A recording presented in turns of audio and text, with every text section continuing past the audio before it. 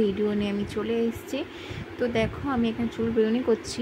বেরুনিটা হচ্ছে আগের রাতের বেরুনি, আর পোস্ট করছি তার পরের দিনে। তো কিছুটা ভিডিও নিয়ে আমি অ্যাডজাস্ট করেছি। তো তোমরা দেখতে থাকো, পুরোপুরি দেখলে বুঝতে পারবে। এই যে আগের দিন রাত্রিবেলা আমি এখন চুলটা বেরুনি করে রেখে দিচ্ছি। তারপর আমি এখন বিছানাটা একটু ঝাড় দেবো।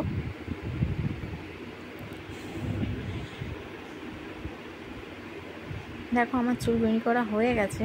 প্রচণ্ড গরম পড়ছে, সেই তুলনার জন্য গরম পড়ছে। এই যে আমি রাত্রে ডিনার করে আমি ঘরে চলে এসেছি, এই সেই জানালাগুলো দিচ্ছি। তো আমি রাত্রে একটু ঘরে একটু হিমালয় দিচ্ছিলাম। তো আমার বড়মশাইকে আমি বললাম যে তুমি একটু দেবে, তারও একটু ঘষে দিচ্ছিলাম। এই যে দেখতে পাচ্ছ আমি ঘষে দিচ্ছি। তো যাই হোক, তারপর দিন সকাল হয়ে গেছে, সেই বেরুনিটা মানে সব কিছু কাজ সেরে আমি বেরুনিটা খুলতে এসেছি। এই যে দেখো এই বেরুনিটা খুলে ফেলেছে। সকালবেলা দেখেছো আমার চোখ মুখের কী অবস্থা, ভূত হয়ে গেছি, রাস্তার পাগলি একটা আমি। তো যাই হোক, এই যে এখন চুলে আমি জটগুলো ছাড়িয়ে নিচ্ছি। আর আজকাল না প্রচুর চুলে জট হচ্ছে, জানি না এত জট কেন হচ্ছে। তো যাই হোক, জট হচ্ছে, আমি আমার চুলটা জটটা ছাড়িয়ে নেব। ছাড়িয়ে যা গরম পড়ছে, ছেড়ে দেওয়ার তো কোনো কথাই হয় না। এইটি বসে মাথার ওপর এখন টিক্কি করে বাঁধবো। এই যে দেখো আমি চুলটা এখন উঁচু করে বেঁধে নেব। তারপরে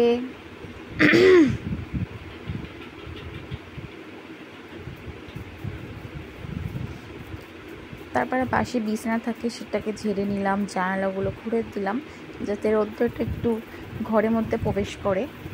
জানালাটা খুলে দিলাম, সেগুলো একটু ঝেড়ে নিলাম। এখানে ধুলো হয়, রাস্তার ধারে বাড়ি, যাদের রাস্তার ধারে বাড়ি তারা নিশ্চয়ই বুঝতে পারবে ধুলোটা কতটা হয়। তো সেরকমই আমাদের বাড়িতে রাস্তার ধারে, মানে মেন রাস্তা না, পাড়ার মধ্যে যে মেন রাস্তা থাকে সেই রাস্তার মধ্যেই আমাদের বাড়ি। তো যাই হোক, ধুলোটা ছিল, প্রচুর ধুলো হয়। তো সেই ধুলোর জন্য আমি এই জানালাগুলো ঝেড়ে নিলাম। এই যে আমি এখন ড্রেসিং টেবিলটাও মুছে নেব। ড্রেসিং টেবিলটাও ধুলো হচ্ছে, বাট এই গরমের জন্য না কোনো কাজ করতে কিচ্ছু ভালো লাগছে না। এতটা গরম পড়ছে, শরীর ফাটছে না, মনে হচ্ছে সারাদিন খাই আর বসে থাকি। কিন্তু সেটা তো হবে না। আমরা যেহেতু ঘরের গৃহবধূ, আমাদের প্রত্যেক দিন সংসারের কাজ আমাদেরকে করতে হবে। থালা বাসন মাজা, ঘর গোছানো, রান্না বান্না করা, তাদেরকে ঠিক মতো খাওয়া দাওয়ানো, এটা আমরা গৃহবধূ, আমাদের প্রত্যেকের রুটিন। এটা আমাদের প্রত্যেক দিনের রুটিন এটাই থাকে। তো যাই হোক, এই যে ধুলো প্রচুর, তো সেইগুলো আমি এখন ঝেড়ে নিচ্ছি। এখন যাব রান্নাঘরে দেখবো সে কী রান্না হয়। হ্যাঁ, আমার ভিডিও তোমাদের কেমন লাগে প্লিজ কমেন্ট করে জানিও। আর তোমরা আমার পাশে থেকো। তোমরা পাশে না থাকলে আমি কিন্তু কিছুই করতে পারবো না। তোমরা একটু সাপোর্ট করো আমাকে, একটু সাপোর্ট করো প্লিজ। তোমরা আমাকে একটু সাপোর্ট করো, একটু পাশে থেকো। দেখো আমি রান্নাঘরে এসে গেছি। এই যে মা এখন পুঁই শাক কাটছে, পুঁই শাক হবে। আর এই যে এখানে ডাল বাটা হচ্ছে, মুসুর ডাল মানে ডালটা বেটে বড়া হবে। কার কার ভালো লাগে প্লিজ কমেন্ট করে জানিও ডালের বড়া।